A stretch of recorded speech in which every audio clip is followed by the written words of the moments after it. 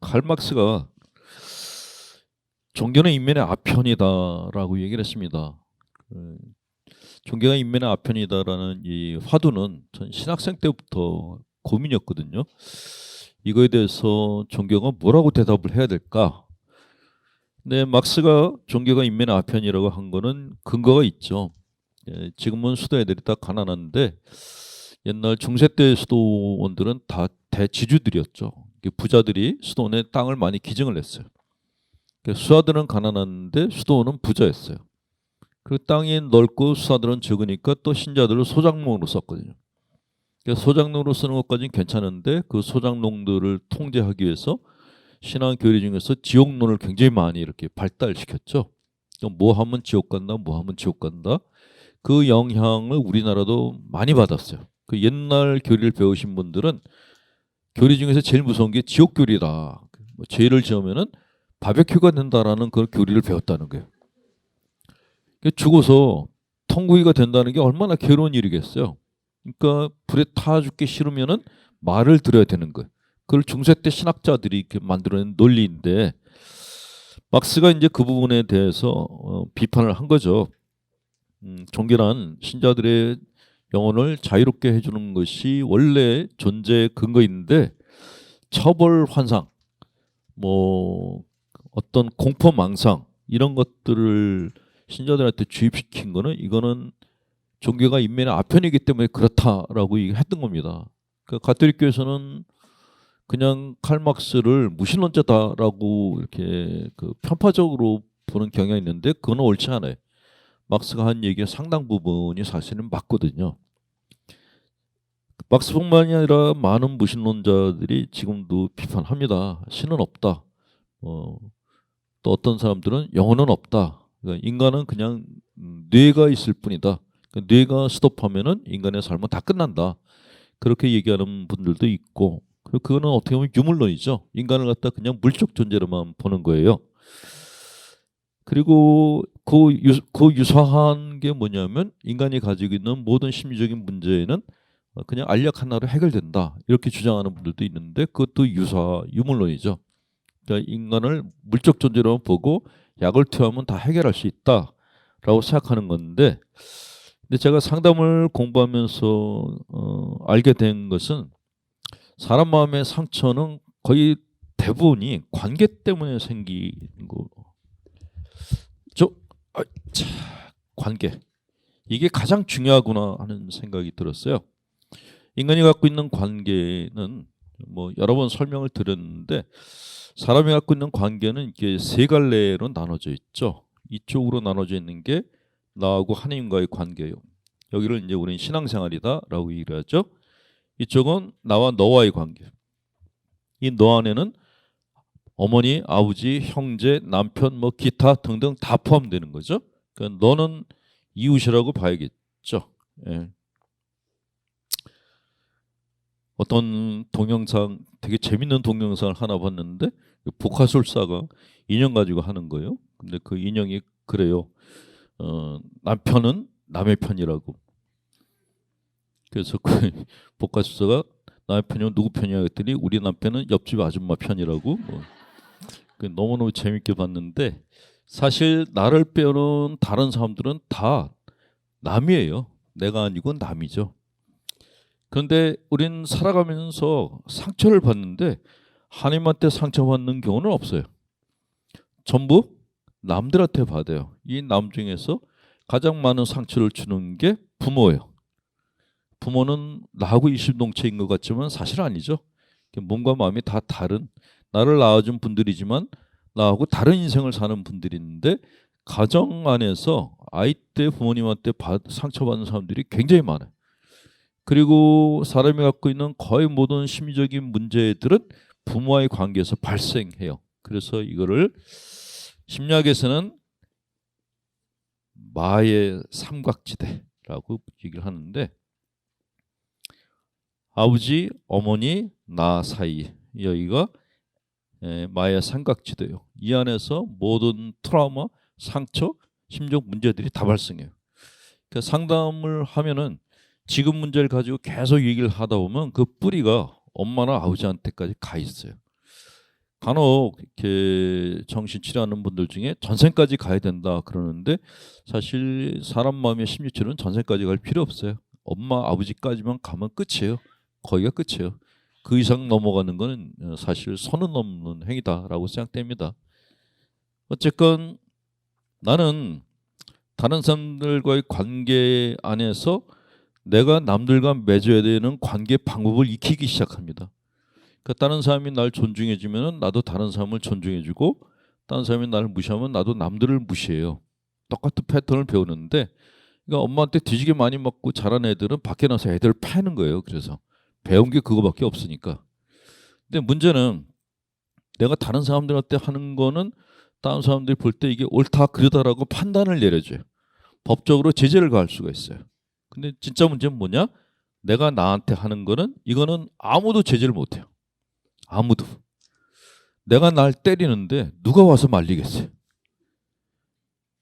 방 안에서 내가 내 딸을 때리고 있는데 누가 그걸 그 사람을 혐오서에 집어넣겠어요? 근데 우리는 육체적으로 자기한테 폭력을 가할 뿐만 아니고 정신적으로도 자기한테 폭력을 가해요. 근데 이렇게 내가 나한테 폭력을 가하는 사람들이 이런 사람들이 만약에 이제 종교인이 됐다 그러면 신자들한테 폭력을 가하기 시작해요. 그래서 현대 사회는 종교가 새로운 인민의 아편이 됐다라는 그런 얘기가 나오고 있는 게 종교인들이 갖고 있는 정서적 폭력성 때문에 그렇다라고 얘기를 한다는 거죠. 그러니까 제가 여기서 강의하려고 하는 거는 그런 부분들에 대해서 이야기를 해드리고 혹시라도 종교의 폭력에 의해서 이렇게 그 손상되신 분들이 있다면은 그 부분을 알려드리고 회복할 수 있는 방법도 알려드리려고 이런 자리를 마련을 했습니다. 어떤 정신분석가가 이런 얘기를 했어요. 인간은 태어나면서부터 부모가 자기 틀에 맞추려고 하는 바람에 손상된 채로 자란다 그랬습니다. 아이들은 사실 무한한 가능성을 갖고 있다라고 얘기를 해요. 그런데 부모님들은 그 아이의 자원을 알아서 키워주는 게 아니라 내가 원하는 대로 키우고 싶어하는 마음을 갖고 있어요. 그러니까 아이를 칭찬하든 야단치든 어쨌건 부모 마음에 들게 키우려고 그래요. 근데 그러다 보면은 아이가 갖고 있는 그런 자원이 망가질 때도 있고 아이의 자아가 손상될 때도 있다라고 얘기를 합니다. 문제는 부모님이 넓은 비전을 갖고 있고 뭔가 이렇게 세상에다 식견을 갖고 있으면 아이들을 크게 키우려고 하는데 그렇지 않을 경우는 문제예요. 그렇지 않을 때는 애들을 닭장 안에 가두고 싶어 합니다. 안 내보내요. 간혹 부모님들 중에서 애들이 소풍 가는 것도 못 가게 하는 부모님들이 있어요. 불안하다는 거예요. 근데 엄마 아빠가 불안한 상태로 집 밖을 못 나가면 애들은 노예가 돼요. 예전에 어떤 정신분석이가 고백한 이야기가 있어요. 이 사람이 꿈을 꾸면은 여왕거미가 자기를 계속 잡아먹는 꿈을 꿨다는 거예요. 그래서 견디다 못해가지고 상담을 받으러 갔어요. 상담 받으러 갔는데 그 상담해주는 사람이 부모 중에 누구 아픈 사람이냐 묻더래요. 그래서 엄마가 오랫동안 아팠다.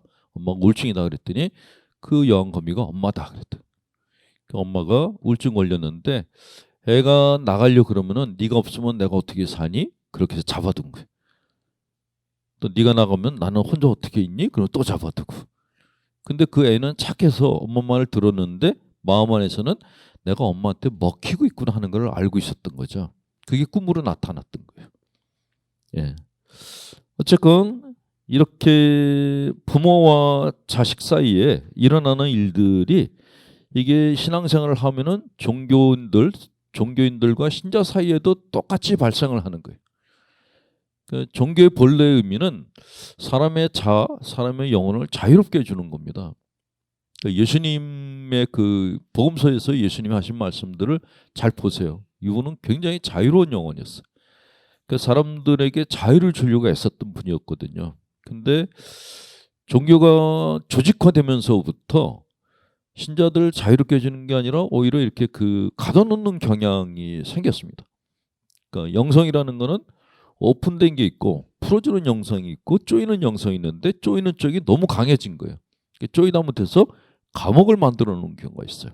그 신자들한테 죄책감 심어주고 다른 행위를 못하게 이렇게 통제를 하는 거죠. 근데 그거는 사람들이 반듯하게 살게 해주는 데는 도움이 되는데 자아가 성장하는 데는 전혀 도움이 되질 않습니다. 종교인들 중에서 이런 얘기를 하는 사람도 있어요.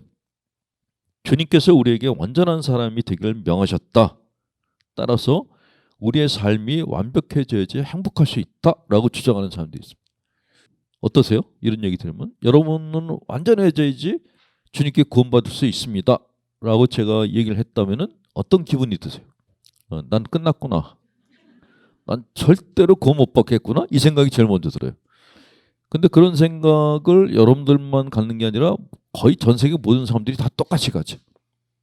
그런 주님의 말씀이 틀렸다는 거거든요. 인간은 완벽해질 수가 없는 존재예요. 근데도 그 양반이 왜 그렇게 얘기했는가? 그게 중동식 표현법이에요. 이게 좀 강하게 표현하는 게 중동 사람들의 특징이에요. 근데 현실적으로 얘기한다 그러면은 이렇게 얘기를 해야죠. 완전해질 수는 없지만 완전해지기 위해서 노력은 해야 된다라고 하는 게 더 정확한 말이란 말이죠. 근데 어떤 종교인들은 복음의 말씀을 액면 그대로 믿어야 된다. 그래서 완전한 자가 되라고 얘기를 해요. 되게 그렇게 얘기하는 사람들이 완전 강박증자인 경우가 많아요. 강박증이 심한 사람들이 완전성을 추구하는 거죠. 이렇게 완전함을 추구하는 사람들은 자기 삶이 편할 수가 없습니다. 늘 불완전하기 때문에 삶이 불행해요. 그렇게 불행하게 사는 사람들은 아무리 높은 종교 지도자라고 하더라도 자기 삶뿐만 아니라 다른 사람의 삶도 행복하게 만들어줄 수가 없어요. 우울증에 걸린 부모가 아이들을 행복하게 만들지 못하는 것처럼 우울증에 걸린 종교 지도자들은 절대로 신자들을 행복하게 만들 수가 없어요. 그 본당 신부님들은 그래서 일단 잘 놀고 잘 먹고 행복한 얼굴을 하고 있어야 돼요. 하루 종일 성당에서 기도하는데 우거지상을 하고 있고 주님께서 우리를 위해서 돌아가셨는데 우리는 놀면 안 된다, 이 얘기를 하루 종일 하면 주변 사람들이 다 초토화가 돼요. 근데 그렇게 사는 모습이 열심히니까 아무도 말을 못하는데 어쨌건 집단적으로 우울증 걸릴 위험성이 높다라는 거죠. 자, 신앙생활의 내용이 건강하지 못할 때 그게 신체적인 질병을 유발하기도 한다고 합니다.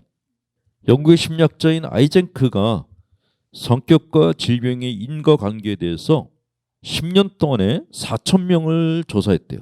그랬더니 자율성이 낮고 그러니까 의존적이고 스트레스가 심한 사람이 가장 쉽게 암에 걸린다는 것을 밝혀냈어요. 그 엄격한 신앙인들이 암에 걸릴 확률이 더 높다라는 것을 아이젠크라는 사람이 발견했습니다. 근데 이 종교라는 집단 안에서 나는 그렇게 생각하지 않습니다라는 그 자기만의 소리를 내는 게 굉장히 어려워요. 집단이라는 것은 개인에 비해서 독단적이고 비합리적인 신념들을 갖다가 그를 그냥 결정화해버리는 그런 성향을 갖고 있어요. 그 집단이 결정한 거는 무조건 도덕적인 거야 라고 생각한다는 거죠. 종교가 집단화 됐을 때는 어떤 틀에 박힌 견해가 생겨가지고 그게 잘 안 바뀐다라는 게 그게 문제예요. 지금 요즘 이렇게 그 어떤 종교 단체들이 계속해서 자기의 의견을 얘기를 하고 있는데 말도 안 되는 의견을 얘기를 하고 있는데 왜 그 내부에서 반대를 안 할까라는 의문을 가질 때가 있어요. 근데 그것이 종교가 가지고 있는 집단의 어떤 독단성 때문에 그렇다라고 심리학자들이 이야기를 합니다. 더군다나 그 중에서 의지가 가장 강한 사람이 이 집단을 이끌면은 다른 사람에게 압력을 가해서 동조하게 하고 자기 검열을 조장하고 만장일치의 환상을 만들어낸다라는 거죠. 요새 대표적인 그 종교인 한 분이 난리를 치고 있죠. 그분이 그렇게 난리치는데 아무도 거기에 거역을 못해요. 그런 종교 집단이 가장 위험하다라고 얘기를 합니다.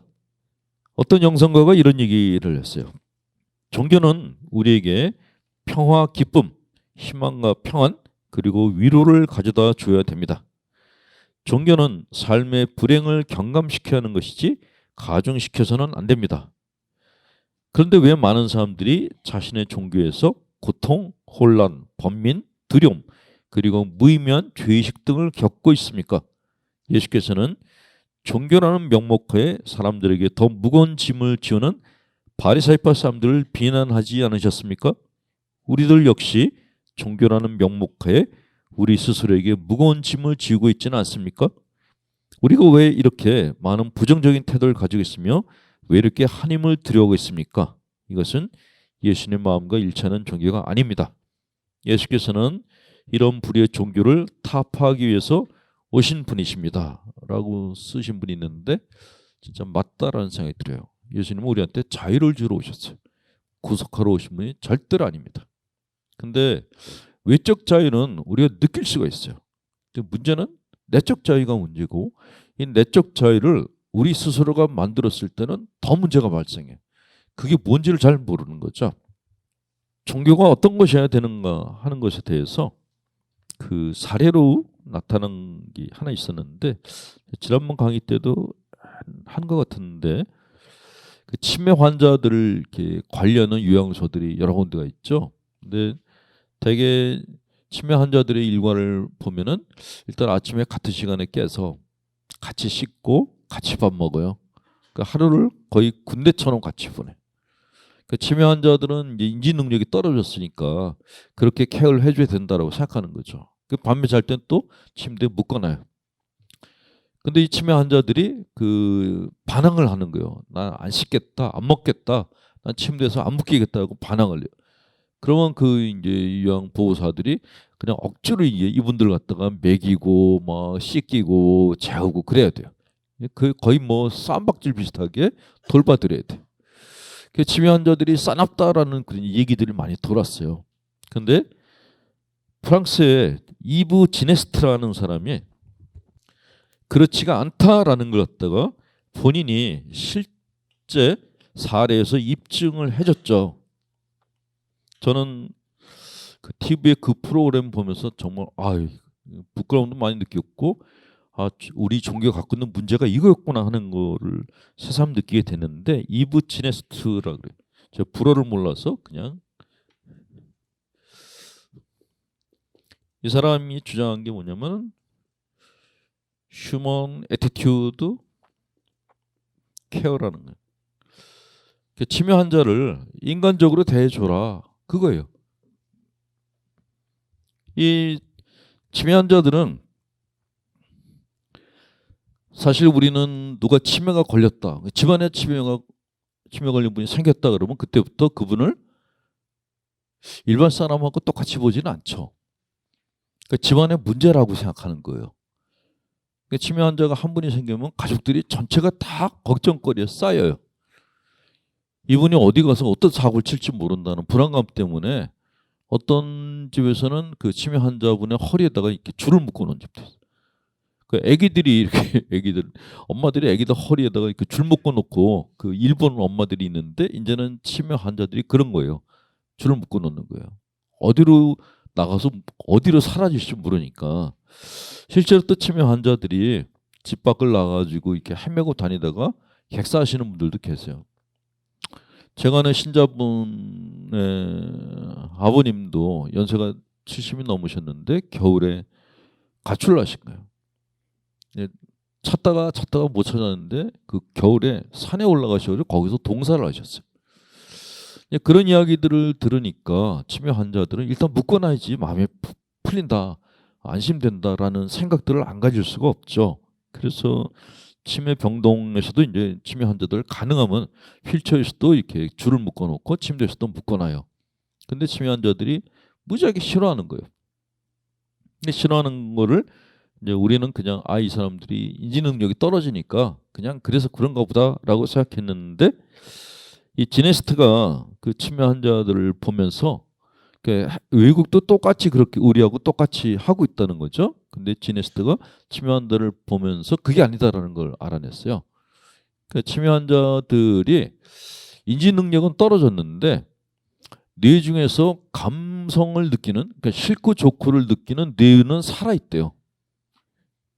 애기들도 생각은 못하지만 싫고 좋고는 느끼잖아요. 치매 환자들도 똑같다는 거예요. 내가 뭐가 싫은지는 안다는 거죠. 그래서 이 지네스트는 뭐라고 얘기하면, 치매 환자를 치매 환자로 보지 말고 사람으로 보고 정중하게 대해주라고, 존중하라고. 그래서 눈을 마주보고 대화를 하고 등을 어루만져 주면서 대화를 하라고. 근데 그게 될까? 프랑스에서는 그게 된 거예요. 우리나라에서도 될까? 근데 그 사람이 우리나라에 들어와서 치매 병동에 가서 했는데 성공을 한 거예요. 할아버지 한 분이 엄청 공격적인 분이 계셨어요. 뭐 이런 사람들 손을 물어 뜯으려고 그러고 막 난리를 치던 분이었거든요. 근데 그분을 줄을 풀어드리고 눈을 마주치고 대화를 했더니 할아버지가 웃기 시작했어요. 그리고 수고한다고 말하고, 그리고 6개월 후에는 당신이 일어나서 걷기 시작했어요. 아픈 사람한테는 걷고 배변하고 먹고 이게 너무너무 중요한 일이에요. 정상적인 사람들은 우리는 그냥 먹고 싸고 자고 이게 당연하잖아요. 근데 아픈 사람들한테는 그것 자체가 어마어마한 일이에요. 삶의 질은 내가 제대로 싸지도 못하고 먹지도 못하고 자지도 못하면 삶의 질이 확 떨어져요. 근데 존중을 해주니까 그게 살아나더라는 거죠. 그걸 보면서 저게 종교가 해야 될 일이야라는 생각이 들었어요. 그 신자분들의 마음이 제대로 표현도 못하고 제대로 잠도 못 자고 그런 위축된 신앙생활을 하는 분들이 손을 피게 해드리고 말을 하게 해드리는 게 그게 종교가 해야 될 일이구나 하는 것을 이브 지네스트를 통해서 깨달았습니다. 개인의 감정을 무시한 억압적인 삶은 스트레스를 유발하고 스트레스는 뇌세포를 파괴하는 악순환을 만든다는 거죠. 근데 종교적인 내사를 갖고 자기가 자기 자신을 갖다 계속 이렇게 억압을 하고 자기 자신을 파괴하기 때문에 똑같이 뇌세포가 망가져요. 그런 신앙생활은 병적인 거다라고 그래서 그렇게 얘기를 하는 겁니다. 근데 지네스트가 주장한 건 뭐냐면은 치매를 완화시킬 수 있고 치매 환자들을 회복시키는 것은 치료하는 사람들과의 관계다 그랬어요. 다시 관계 문제로 다시 돌아와요. 관계. 상처를 받는 것도 관계 때문에 받는데 회복도 관계 때문에 회복이 들어요. 나쁜 사람들한테 상처받는 사람들은 좋은 사람들을 만나면서 회복이 돼요. 그런 의미에서 종교는 좋은 사람들의 모임이 되고 그런 모임 안에 사람들이 들어가야지 치유가 된다라는 그런 논리가 성립된다는 거죠.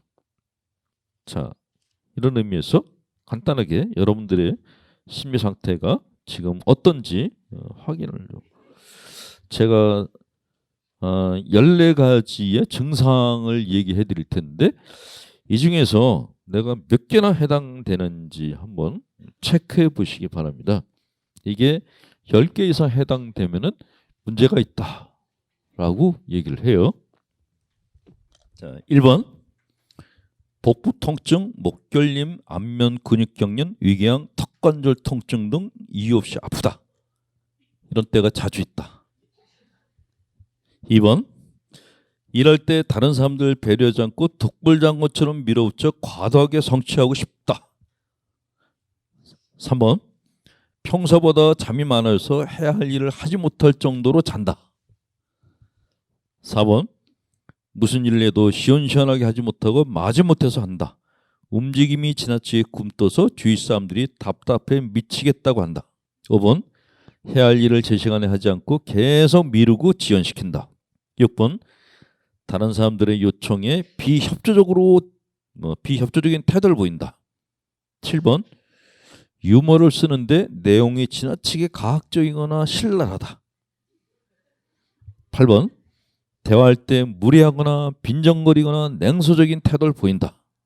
9번 시도 때도 없이 한숨을 푹푹 쉰다. 10번 가식적이고 부자연스럽게 예의를 차린다. 11번 지나치게 쾌활한 척하거나 우스운 게 없는데도 웃는다. 12번 잠을 잘 자지 못하거나 자도 악몽만 계속 꾼다. 13번 생활에 대한 흥미가 없고 우울감에 자주 빠진다. 14번 마지막 사소한 일에 과도하게 짜증이 난다. 자, 10개가 안 되는 분들.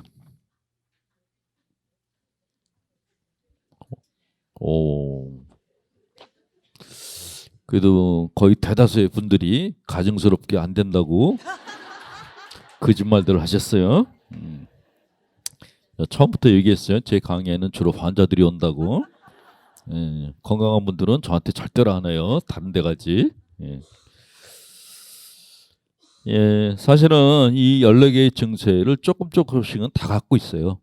그래서 세다 보면은 다 해당되는 경우가 다.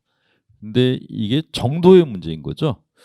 가장 심리치료를 해야 되냐 말아야 되냐 하는 가장 중요한 기준은 뭐냐면 저 사람이 얼마나 우울하냐 아니면 저 사람이 얼마나 화를 냈냐 이게 아니고 일상이라는 게 제일 중요해요. 일상이 뭐죠?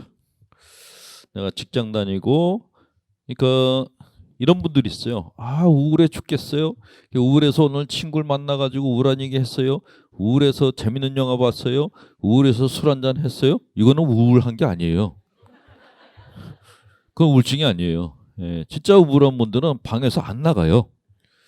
근데 동네방네 다 다니면서 나 우울해 하고 다니는 거는 그건 앵벌이라고 하죠.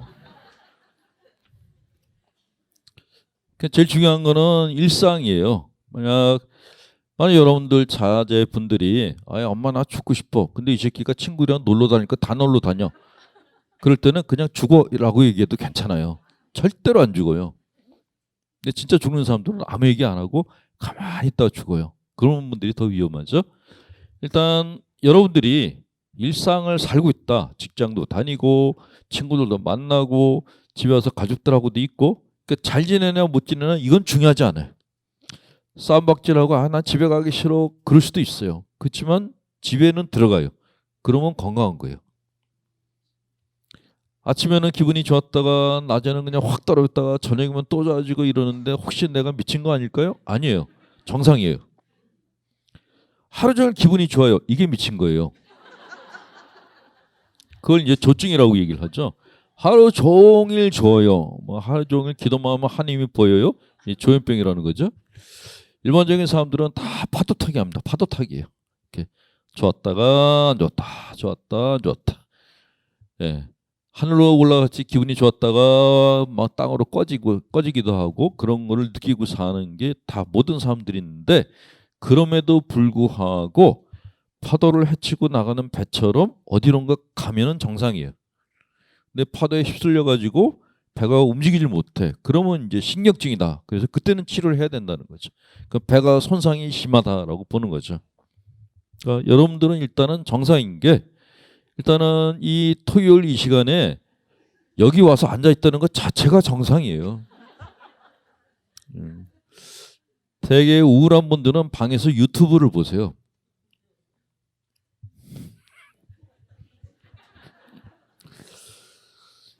네, 이게 유튜브로 나가고 있거든요. 제 유튜브를 침대에 누워서 이렇게 보고 계신 분들은 침대에서 일어나셔가지고 좀 걸으실 필요가 있습니다. 차라리 걸으면서 보세요. 지난번에는 어떤 분이 불면증 걸려가지고 너무나 고생하는데 제 강의를 갖다가 4개월 동안 들으면서 불면증 치료가 됐대요. 그래서 내가 무슨 영적인 힘이 있나 생각했더니 그분이 그 다음에 보내신 글이 신부님 목소리가 완전히 수면제예요. 제 목소리가 이렇게 좀 이렇게 그 잠을 잘 자게 해주는지 잠이 안 올 때는 그냥 듣다가 잔다 그런 분들이 꽤 많이 늘어났습니다. 자, 오늘 해드릴 얘기는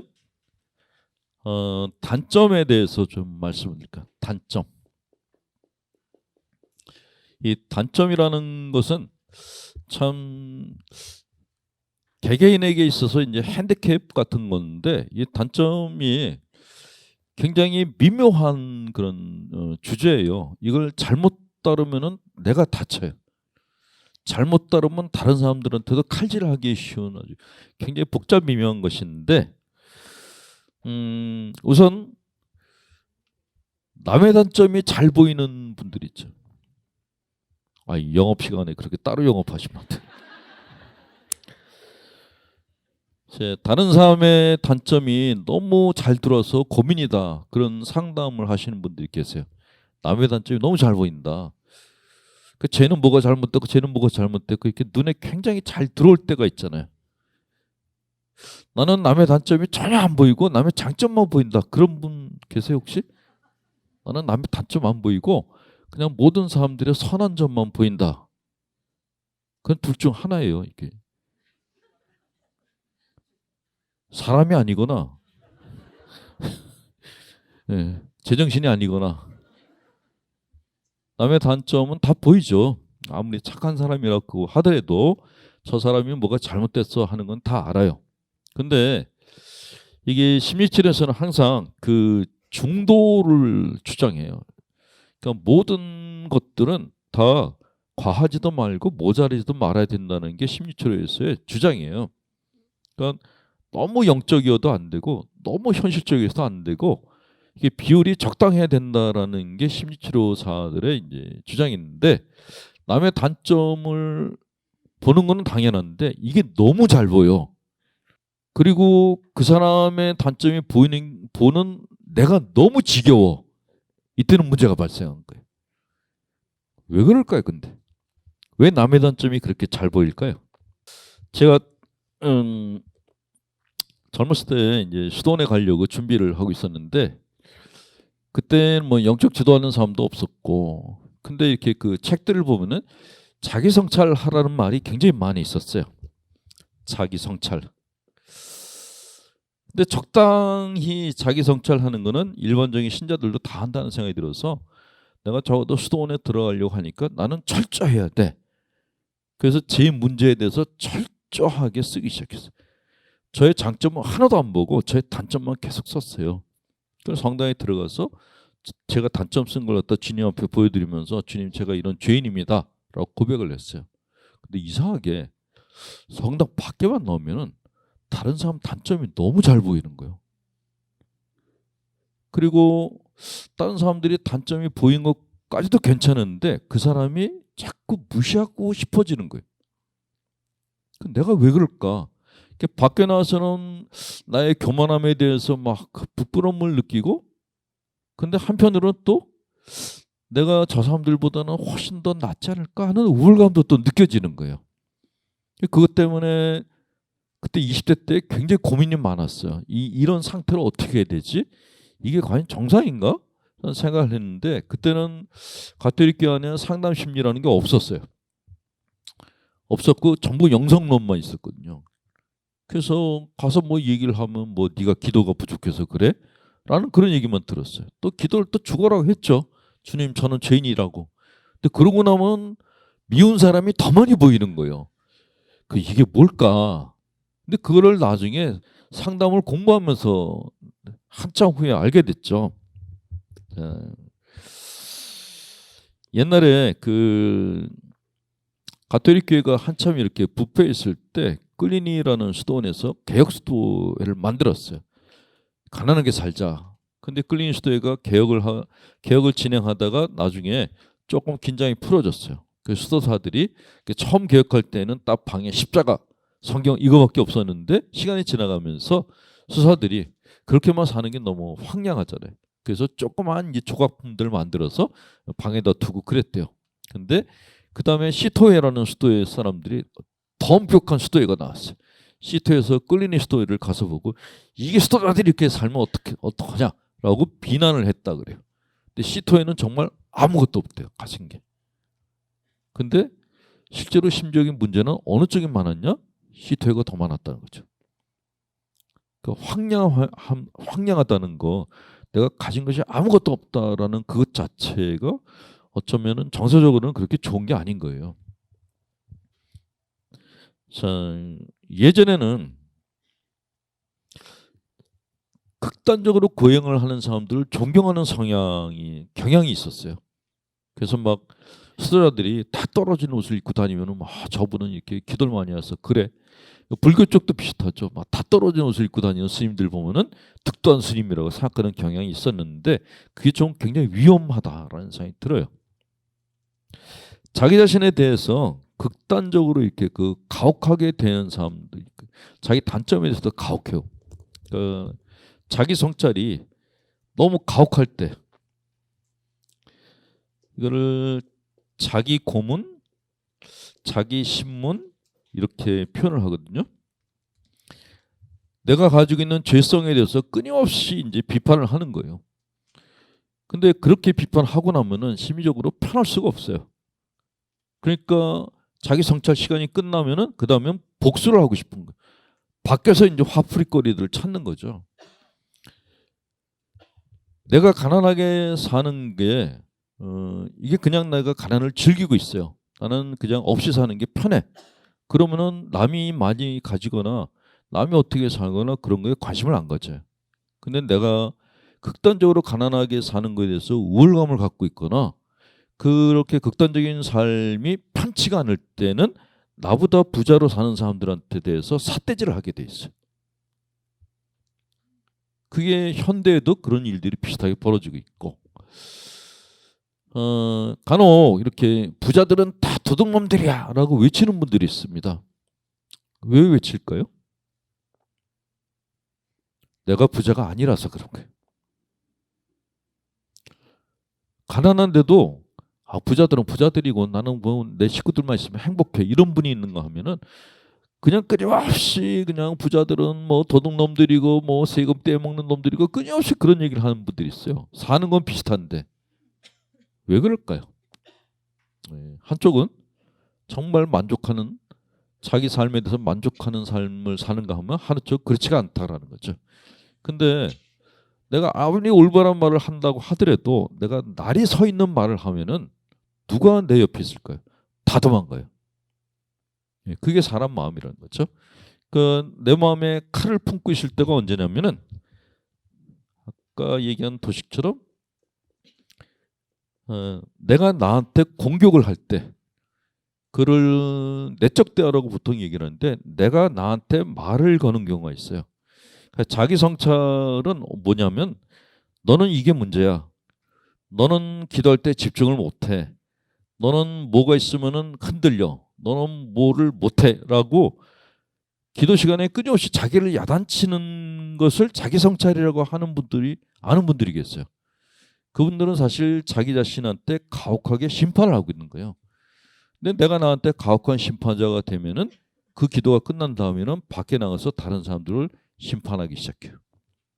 그래서 예수님이 다른 사람을 판단하지 말라 그랬잖아요. 근데 그 복음서에는 앞줄이 빠졌어요. 네가 너 자신을 판단하지 않으면 밖에 나서 너도 남을 판단하지 않을 것이다 라는 게 이게 완성된 문장이다라는 생각이 드는 거예요. 실제로 우리가 갖고 있는 모든 문제의 발단은 나와 나 사이의 관계에서 다 생겨요. 거기에서. 예를 들어서 어떤 분이 다른 사람들에게 잔소리를 많이 하는 분들이 있어요. 같이 단체로 놀러 가면은 유난히 잔소리가 심한 분이 있어요. 차를 왜 그렇게 세워? 이게 똑바로 세워. 앞으로 뺐다가 다시 집어넣어. 또 주방 가가지고 자매님들한테 그렇게 하면 안 되지. 뭐 이렇게 그냥 따라다니면서 이렇게 잔소리를 하는 분들이 있거든요. 그래서 아주 질색을 하는데, 근데 그분들이 갖고 있는 특징이 뭐냐? 자기가 자기한테 잔소리를 많이 하고 있는 거예요. 내가 나한테 잔소리를 많이 하니까 이게 습관이 돼가지고 밖으로도 하는 거예요. 그거를 심리학에서는 내적 관계가 내가 나한테 대하는 관계가 외적 관계로 연장된다라고 얘기를 합니다. 연장된다. 그러니까 내가 다른 사람들 갖다가 이해를 하려면은 일단 내가 나부터 이해를 해야 돼요. 내가 남을 존중하려면은 내가 나부터 존중해 줘야 돼. 그러니까 나는 존중해 주지 않으면서 남을 존중해 주려고 하게 되면은 무리가 발생하기 시작하는 거예요. 심리치료에서는 반드시 남에게 해주고 싶은 것을 자기한테 먼저 해주라고 얘기해요. 예수님은 반대로 얘기하셨죠. 자기한테 해주고 싶은 걸 남에게 해주라고. 근데 심리치료에서는 이렇게 얘기해요. 남에게 해주고 싶은 걸 자기한테 먼저 해주라고. 간단한 원리를 얘기하면 집에 애가 둘이 있어요. 근데 큰 놈이 작은 애를 못 살게 굴어. 그럴 때 엄마들이 큰 애를 야단을 쳐. 네가 형이잖아. 그럼 큰 애가 동생을 이뻐해 줄까요? 안 해요. 엄마가 없을 때 뒷골목에 데려가서 두들겨 패요. 이 새끼가 너 때문에 내가 야단 맞았어.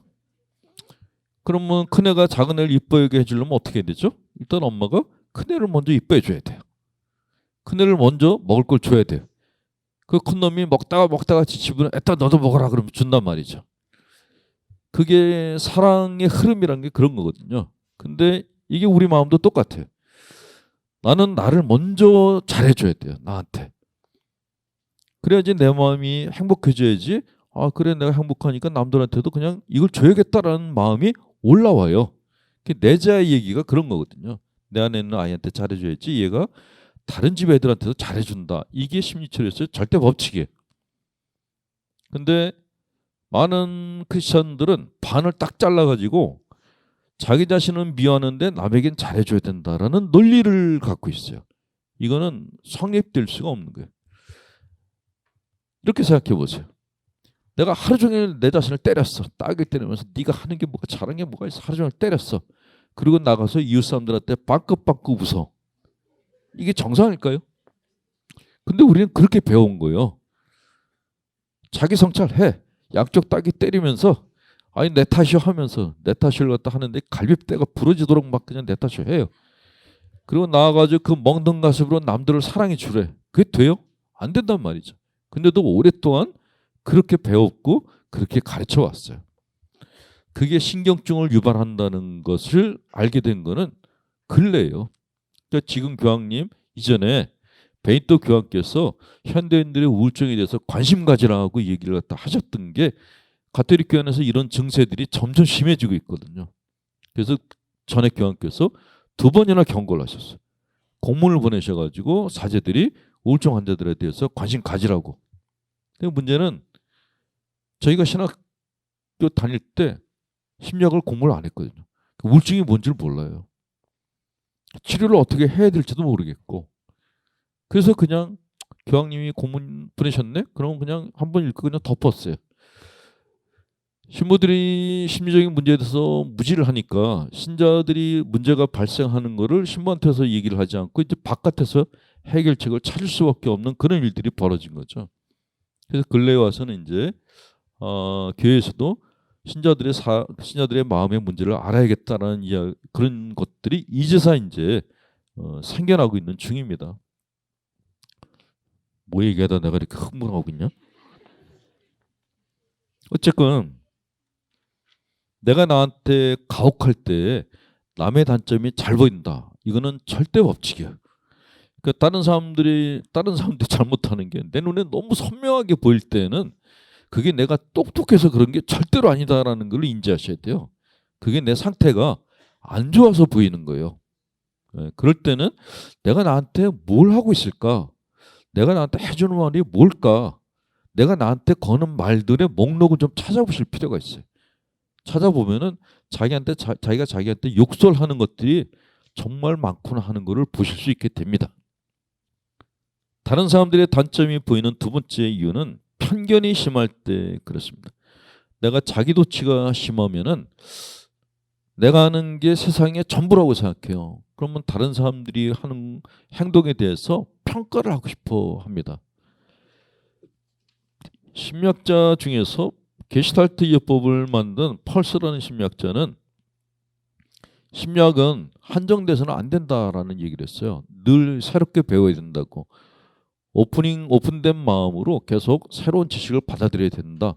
심리학 이론은 절대 이론이 없이 계속 진화해야 된다라는 이야기를 펼쳤는데 저는 신학도 그래야 된다고 생각합니다. 고정된 절대 진리는 없어요. 계속 변화해 가는 거죠. 사랑이라고 하는 절대 원칙 이외에 다른 그런 어떤 논리들은 다 성장하고 진화하는 겁니다. 내가 가르쳐주는 게 절대야 이렇게 얘기하는 사람들은 위험해요. 그런 사람들은 안 따라가시는 게 좋아요.